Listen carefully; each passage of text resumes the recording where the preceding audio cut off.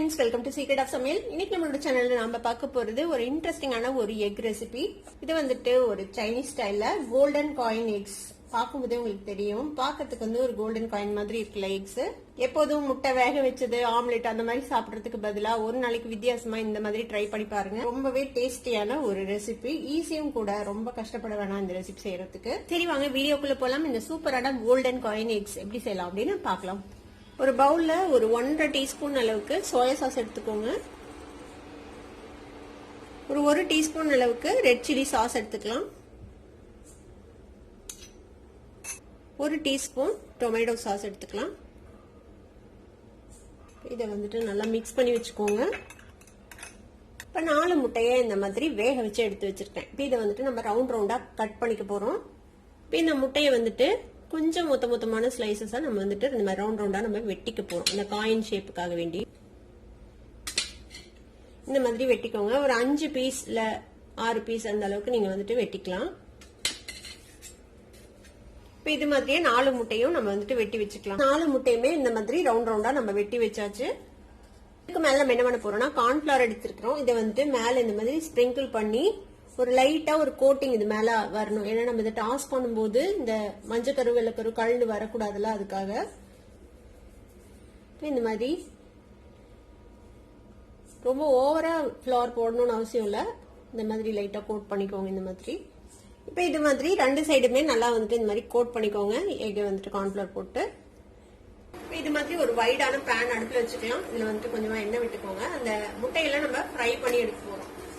எண்ணெய் வந்துட்டு நல்லா ஸ்ப்ரெட் பண்ணி விடுங்க எல்லா சைடும். இப்ப இதுல நம்ம கோட் பண்ணி வச்சிருக்கிறோம்ல இந்த முட்டை எல்லாத்தையும் பிளேஸ் பண்ணிடலாம்.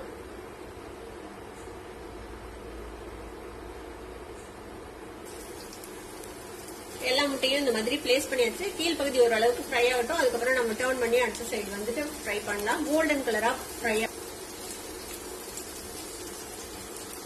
இந்த மாதிரி டர்ன் பண்ணி போடுங்க அடுத்த சைடு. கார்ன்ஃபிளவர் போட்டு கோட் பண்ணிருக்கிறதுனால இந்த மஞ்சள் கரு வந்துட்டு வெள்ளைக்கரு விட்டு வெளியில வராது. பாருங்க அழகா அதுக்குள்ளேயே ஹோல்ட் ஆகி நிக்குது. இந்த மாதிரி 2 சைடு இந்த மாதிரி கோல்டன் கலர் வர மாதிரி நம்ம ரோஸ்ட் பண்ணி எடுத்து வச்சுக்கலாம் தனியா. இப்போ ஓரளவுக்கு கோல்டன் கலர் வந்துச்சு பாருங்க. இந்த அளவுக்கு ரோஸ்ட் ஆனா போதும். இப்போ நம்ம இதை எடுத்துடலாம், தனியா எடுத்து வச்சுக்கலாம்.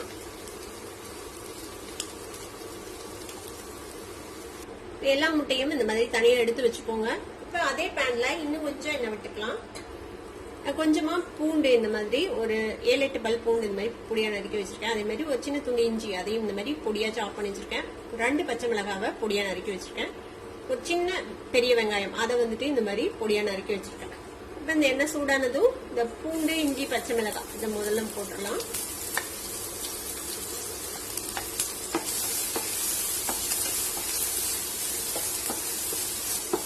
லேசா ஃப்ரை ஆகட்டும். இப்ப இந்த இஞ்சி பூண்டு மிளகாய் லேசா வதங்கிடுச்சு. இப்ப நம்ம வெட்டி வச்சிருக்கிற இந்த வெங்காயத்தையும் சேர்த்துக்கலாம். இந்த வெங்காயம் லேசா வதங்கினா போதும், ரொம்ப ஃப்ரை ஆகணும்னு அவசியம் இல்லை. இப்போ நம்ம எடுத்து வச்சிருக்கிற இந்த சாஸ்லாம் இருக்குல்ல, ஊற்றிக்கலாம். ஒரு 1 டீஸ்பூன் அளவுக்கு தண்ணி இப்படியே விட்டு நல்லா மிக்ஸ் பண்ணி அதையும் ஊற்றிடுங்க. கூட ஒரு 1/2 டீஸ்பூன் அளவுக்கு மிளகாய் தூள் சேர்த்திக்கலாம். காரத்துக்கு தேவையான அளவுக்கு சேர்த்திக்கோங்க. இந்த சாஸ்ல எல்லாம் கொஞ்சம் உப்பு இருக்கும். நம்ம இந்த முட்டைக்கு தேவையான அளவுக்கு கொஞ்சம் உப்பு சேர்த்திக்கலாம். ஒரு 1/2 டீஸ்பூன் அளவுக்கு. இதெல்லாம் நல்லா மிக்ஸ் பண்ணியாச்சு. இப்ப இது கூடவே நம்ம ஃப்ரை பண்ணி வச்சிருக்கிற இந்த முட்டையை சேர்த்திடலாம். இது எல்லாத்தையும் சேர்த்து நல்லா போட்டாகிற மாதிரி இதை பரட்டி விட்டுறோம் கேர்ஃபுல்லா.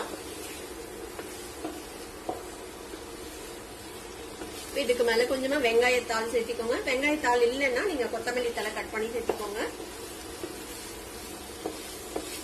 ஹை ஃபிளேம்ல ஜஸ்ட் ஒரு 1 நிமிஷம் நல்லா டாஸ் பண்ணி நம்ம எடுத்துடலாம். அவ்வளவுதான், நம்மளோட கோல்டன் காயின் எக்ஸ் வந்துட்டு ரெடி ஆயிடுச்சு. நல்லா கோட் ஆயிடுச்சு பாருங்க. எல்லா எக்லையும் ஒரு எக்கு கூட பிரிஞ்சு வரல பாருங்க, அந்த மஞ்சள் கருல இருந்து தனியா. அவ்வளவுதான். இதை வந்து நல்லா சுட சுட சர்வ் பண்ணணும், அப்பதான் நல்லா இருக்கும். இப்படியே நீங்க ஒரு ஸ்டார்டர் மாதிரி சாப்பிடலாம், இல்ல ஒரு சப்பாத்தி கூட இல்ல ஃப்ரைட் ரைஸ் கூட நீங்க ஒரு அக்கம்ப்ளிமெண்டா வச்சு கூட சாப்பிடலாம். அவ்வளவுதான், ரெடி ஆயிடுச்சு. நம்ம ஆஃப் பண்ணிடலாம். அசத்தலான ஒரு கோல்டன் காயின் எக்ஸ் இப்ப வந்துட்டு ரெடி ஆயிடுச்சு. பாருங்க, பார்க்கும் போதே செம டெம்டிங்கா சூப்பரா இருக்குல்ல, பார்க்கவும் அழகா.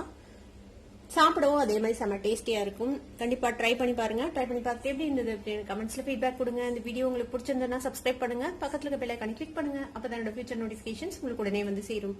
லைக் பண்ணுங்க, ஷேர் பண்ணுங்க. தேங்க்யூ ஃபார் வாட்சிங் this video viewers. Bye bye.